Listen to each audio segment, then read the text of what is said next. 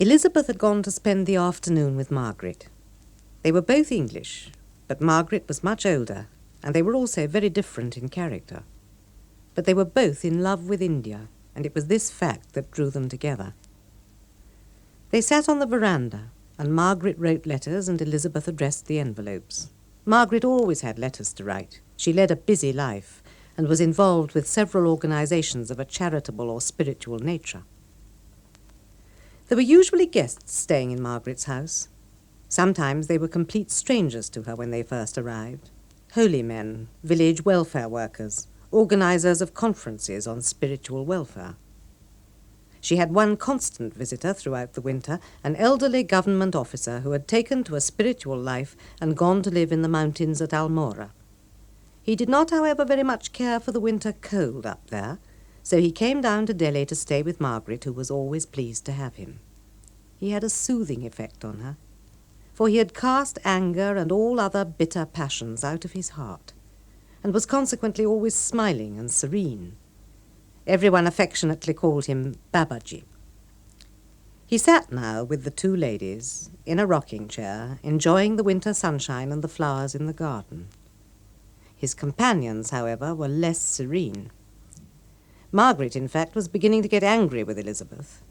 This happened quite frequently, for Margaret tended to be quickly irritated, and especially with a meek and conciliatory person like Elizabeth.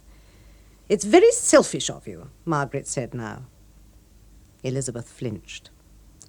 Like many very unselfish people, she was always accusing herself of undue selfishness, but because it was not in her power to do what Margaret wanted, she compressed her lips and kept silent. "It's your duty to go," Margaret said. "I'm sorry, Margaret," Elizabeth said, utterly miserable, utterly ashamed.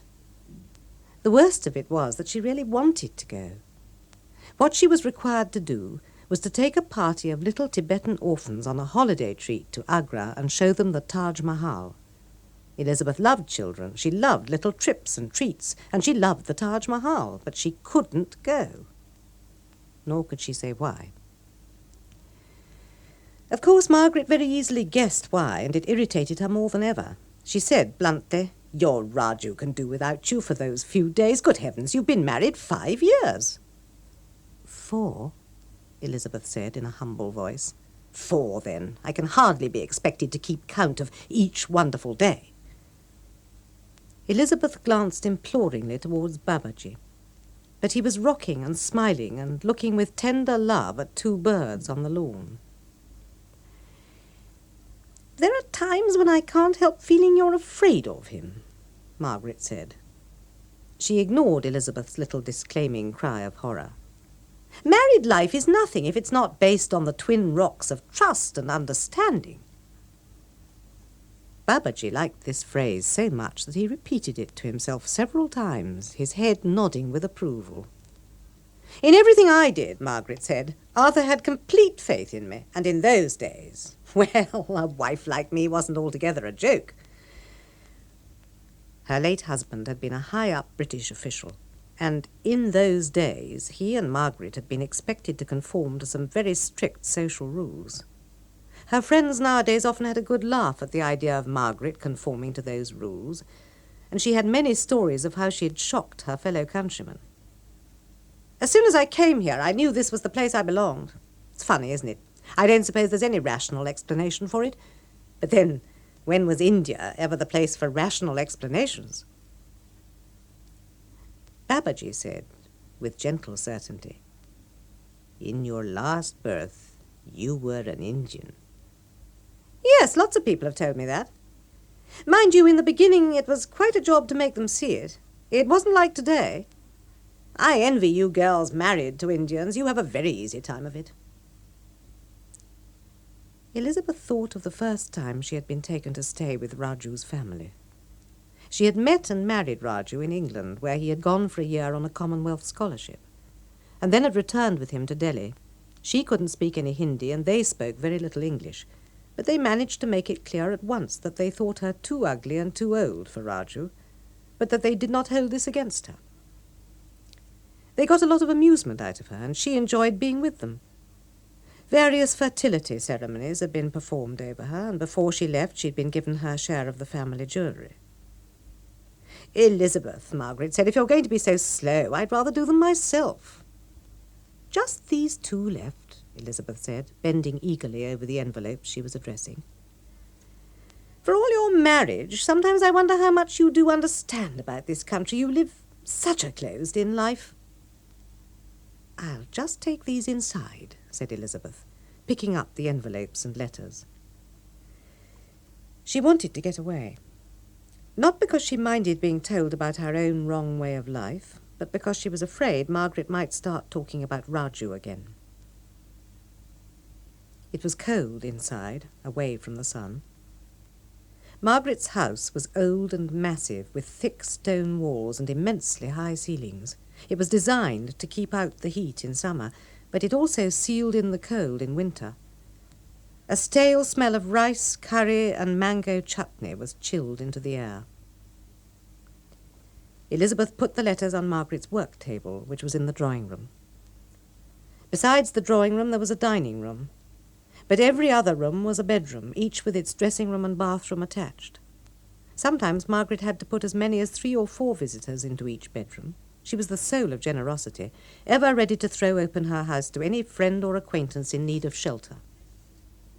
She had thrown it open to Elizabeth and Raju 3 years ago, when they had to vacate their rooms almost overnight because the landlord said he needed the accommodation for his relatives. At first, Raju had been very grateful and had praised their hostess to the skies for her generous character.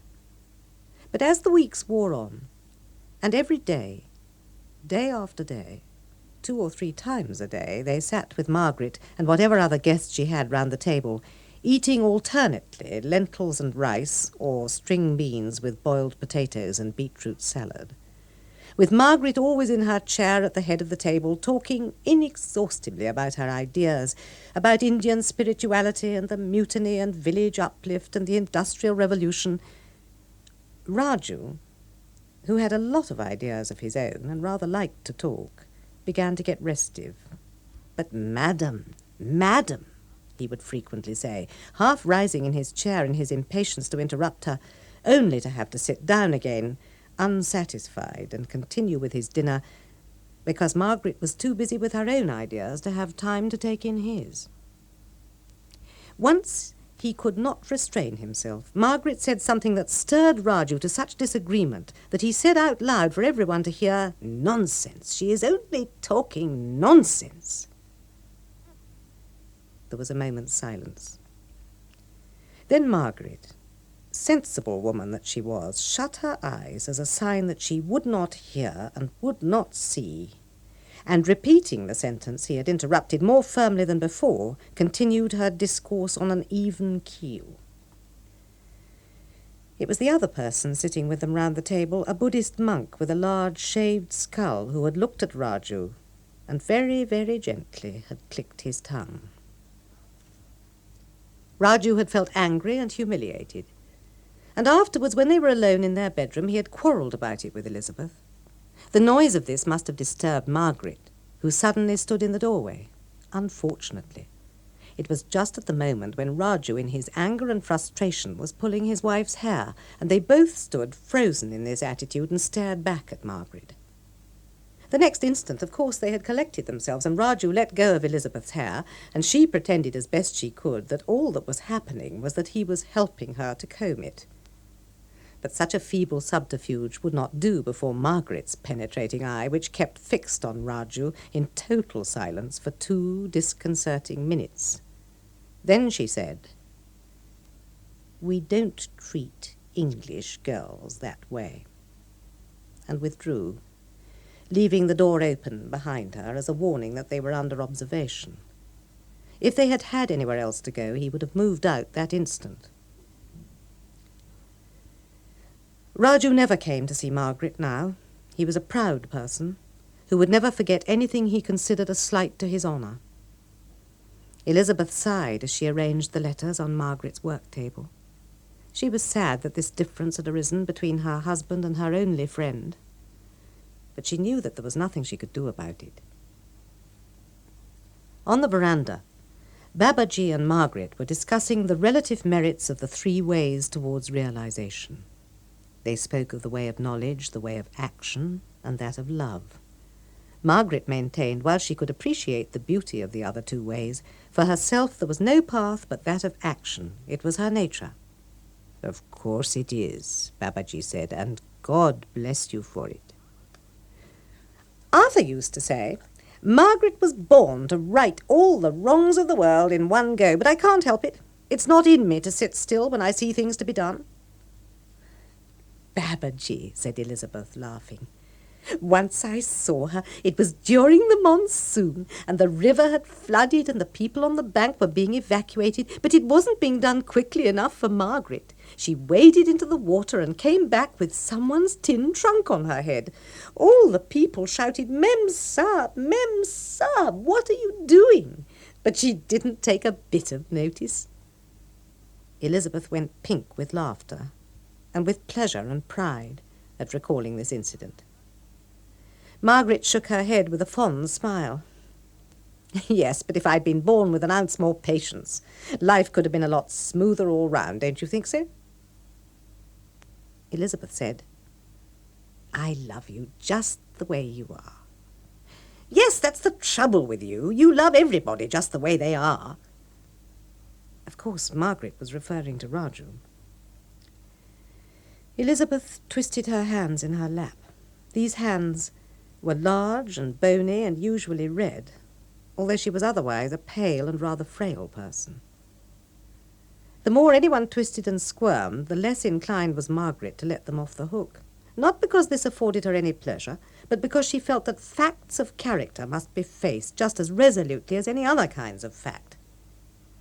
"Don't think you're doing anyone a favour," she said, "by being so indulgent towards their faults. It's not mutual pampering that makes a marriage, but mutual trust." Elizabeth knew that there was not much of these in her marriage. She wasn't even sure how much Raju earned in his job at the municipality. And there was one drawer in their bedroom whose contents she didn't know, for he always kept it locked and the key with him. "I'll lend you a wonderful book," Margaret said. "Shafi!" She called suddenly for the servant, but of course he couldn't hear, because the servants' quarters were right at the back. "I'll fetch him," Elizabeth said. She went back into the stone-cold house and out again to the kitchen and the crowded servants' quarters. Margaret could never bear to dismiss anyone, and even the servants who were no longer in her employ continued to enjoy her hospitality. Each servant had a great number of dependents, so this part of the house was a little colony of its own, with a throng of people chatting or sleeping or quarrelling or squatting on the ground to cook their meals and wash their children. "Shafi," Elizabeth said, "Mem Saab is calling you." The old man mumbled furiously. He didn't like Elizabeth. In fact, he didn't like any of the visitors. He was so old that he had been Arthur's bearer when Arthur was still a bachelor and serving in the districts, almost 40 years ago. Still grumbling, he followed Elizabeth back to the veranda. "Tea, Shafi," Margaret called out cheerfully when she saw them coming. "Not time for tea yet," he said. She laughed. She loved it when her servants answered her back. She felt it showed a sense of ease and equality and family irritability, which was only another side of family devotion. "What a cross old man you are," she said. "It's hard to believe," Margaret went on, "that this old scarecrow is a terrible snob. You know why he doesn't like you, Elizabeth? Because you're married to an Indian." Elizabeth smiled and blushed. She admired Margaret's forthrightness. "He thinks you've let down the side. He's got very firm principles. He thinks I've let down the side too. All his life he's longed to work for a real Mem Saab, the sort that entertains other Mem Saabs to tea." The old man's face began working strangely. His mouth and stubbled cheeks twitched, and then sounds started coming that rose and fell. He spoke partly in English and partly in Hindi, and it was some time before it could be made out that he was telling some story of the old days, a party at the Gymkhana Club, for which he had been hired as an additional waiter. "Very grand," said Margaret. "Now, you run along and get our tea." "There was little Missy Saab, too. She had 2 ayahs, and every year they were given 4 saris.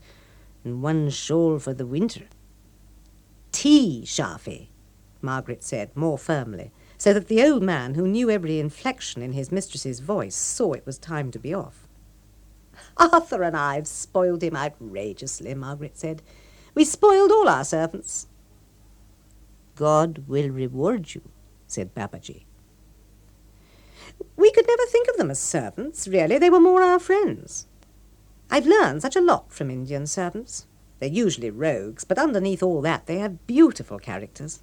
They're very religious, and they have a lot of philosophy. Now, if you had a servant, Elizabeth, you could get around a bit more, instead of always having to dance attendance on your husband's meal times. I suppose that's why you don't want to take those poor little children to Agra. It's not that I don't want to, Elizabeth said. Quite apart from anything else, you ought to be longing to get round and see the country. One day you will come and visit me in Almora, Babaji said. Oh, Babaji, I'd love to, Elizabeth exclaimed. Beautiful, he said, spreading his hands to describe it all. Mountains, trees, clouds. Words failed him, and he could only smile into the distance as if he saw a beautiful vision there. Elizabeth smiled with him. She saw it too, although she had never been there. Margaret began to tell about all the places she had been to. She and Arthur had been posted to many different parts of the country, but that hadn't been enough for her. She had to see everything. She had no fears about travelling on her own, and had spent weeks tramping around in the mountains. She had travelled many miles by any mode of transport available, train, bus, cycle, rickshaw, or even bullock cart, in order to see some little-known temple or cave or tomb. That's the way to get to know a country, she declared. Her cheeks were flushed with the pleasure of remembering everything she had done. Elizabeth agreed with her. Yet although she herself had done none of these things, she didn't feel that she was on that account cut off from all knowledge. There was much to be learned from living with Raju's family in Ankpur, much to be learned from Raju himself. Yes, he was her India. She felt like laughing when this thought came to her, but it was true. Your trouble is, Margaret suddenly said, you let Raju bully you. Again Elizabeth wanted to laugh. She thought of the nice times she and Raju often had together. He'd invented a game of cricket that they could play in their bedroom with a rubber ball and a hairbrush, and 3 steps made a run. Raju's favourite trick was to hit the ball under the bed, and while she lay flat on the floor groping for it, he made run after run, exhorting her with mocking cries of, "Hurry up, where is it? Can't you find it?" His eyes glittered with the pleasure of winning. His shirt was off, and drops of perspiration trickled down his smooth, dark chest. You should want to do something for those poor children. I do want to. You know I do. I don't know anything of the sort. All I see is you leading an utterly useless, selfish life. I'm disappointed in you, Elizabeth. You're not serious at all. You're as frivolous as any of those girls that come here and spend their days playing mahjong. Elizabeth was ashamed. The worst of it was, she really had once been a serious person. She had been a schoolteacher in England, and devoted to her work and her children. But all that had come to an end once she met Raju. It's criminal to be in India and not be committed, Margaret went on, to do nothing at all. No, I wouldn't be able to sleep at nights. And Elizabeth slept not only well, but happily, blissfully. Sometimes she turned on the light just for the pleasure of looking at Raju lying beside her. He slept like a child, with the pillow bundled under his cheek and his mouth slightly open as if he was smiling. But what are you laughing at? I'm not, Margaret. She hastily composed her face. She hadn't been aware of it, but probably she had been smiling at the image of Raju asleep. Margaret abruptly pushed back her chair. Her face was red and her hair dishevelled as if she had been in a fight. Elizabeth half rose in her chair, aghast at whatever it was she had done and eager to undo it. Don't follow me, Margaret said. If you do, I know I'm going to behave badly and I'll feel terrible afterwards. She went inside the house and the screen door banged after her. Elizabeth sank down into her chair and looked helplessly at Babaji. He had remained as serene as ever. The winter afternoon was drawing to its close, and the sun, caught between two trees, was beginning to contract into one concentrated area of gold. Though the light was failing, the garden remained bright and gay with all its marigolds, its phlox, its pansies, and its sweet peas. Babaji enjoyed it all. He sat wrapped in his woolen shawl with his feet warm in thick knitted socks and sandals. "She is a hot-tempered lady," he said, smiling and forgiving, "but good, good." "Oh, I know," Elizabeth said. "She's an angel. I feel so bad that I should have upset her." She bit her lip in vexation at herself. Shafi came out with the tea tray, but did not put it down. "Where is she?" he said. "It's all right, Shafi. She's just coming. Put it down, please." The old man nodded and smiled in a cunning, superior way. He clutched his tray more tightly and turned back into the house. "Shafi," Elizabeth called after him, "Babaji wants his tea." But he didn't even turn round. He walked straight up to Margaret's bedroom and kicked the door and shouted, "I've brought it." Elizabeth hurried after him. She felt nervous about going into Margaret's bedroom after having been so explicitly forbidden to follow her. But Margaret only looked up briefly from where she was sitting reading a letter and said, "Oh, it's you." When he had put down the tea, Shafi went out again and the two of them were left alone. Margaret's bedroom was quite different from the rest of the house. The other rooms were all bare and cold, but Margaret's room was crammed with a lot of comfortable, solid old furniture, dominated by the big double bed in the centre. A log fire burned in the grate, and there were photographs everywhere.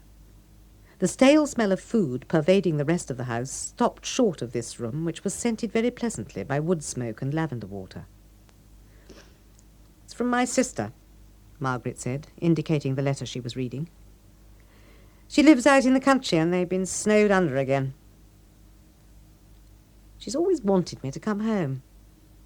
I couldn't live in England any more. I couldn't bear it." "Yes, I know what you mean." "What do you know? You've only been here a few years. Oh, pour the tea, there's a dear." Margaret took off her sandals and lay down on the bed, leaning against some fat pillows that she had propped against the headboard. "I brought my sister out here once," Margaret said, "but she couldn't stand it, couldn't stand anything. The climate, the water, the food, everything made her ill. Of course, I'm just the opposite." "You like it here too, don't you?" "Very, very much." "Yes, I can see that you're happy." Margaret looked at her so keenly that Elizabeth tried to turn away her face slightly. She didn't want anyone to see too much of her tremendous happiness.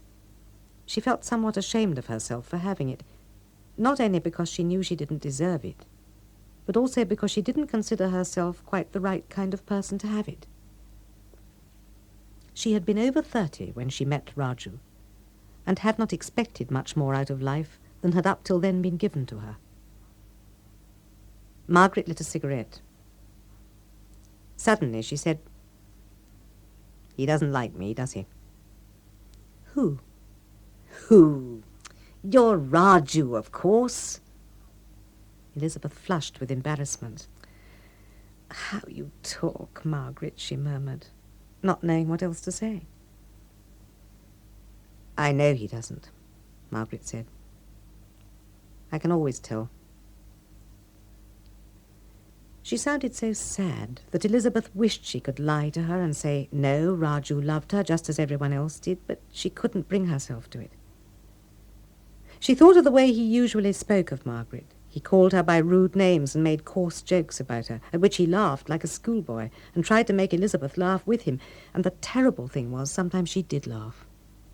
Now, when she thought of this compliant laughter of hers, she was filled with anguish, and she began unconsciously to wring her hands the way she always did at such secretly appalling moments. But Margaret was smiling to herself. She said, "You know what was my happiest time of all in India? About 10 years ago, when I went to stay in Swami Vishwananda's ashram. Elizabeth was intensely relieved at the change of subject, though somewhat puzzled by its abruptness. We bathed in the river and we walked in the mountains. It was a time of such freedom, such joy. I've never felt like that before or since. In the evenings we all sat with Swamiji. We talked about everything under the sun. That's him over there. She nodded towards a small framed photograph on the dressing table. He didn't look different from the rest of India's holy men, naked to the waist with long hair and burning eyes. Not that you can tell much from a photo, Margaret said. She looked at it herself with a very young expression on her face. He was such fun to be with, always full of jokes and games. When I was with him, I used to feel, I don't know, like a flower or a bird. She laughed, and Elizabeth laughed with her. Does Raju make you feel like that? Elizabeth stopped laughing and looked down into her lap. She tried to make her face very serious so as not to give herself away. Indian men have such marvellous eyes, Margaret said. When they look at you, you can't help feeling all young and nice. Margaret stubbed out her cigarette and got up. Poor old Babaji is waiting for his tea. She poured it for him and went out with the cup. Elizabeth went after her. Babaji was just where they had left him, except that now the sun was even more intensely gold and provided a heavenly background, as if to a saint in a picture, as he sat there at peace in his rocking chair. Margaret fussed over him. She stirred his tea and she arranged his shawl more securely over his shoulders. Then she said, I've got an idea, Babaji. You and I'll take those children up to Agra. Would you like that, a little trip? She looked up into his face and was eager and bright. We'll hire a bus and we'll have singing and games all the way. You'll love it. She squeezed his knee in anticipatory joy. And he smiled at her, and his thin old hand came down on the top of her head in a gesture of affection or blessing.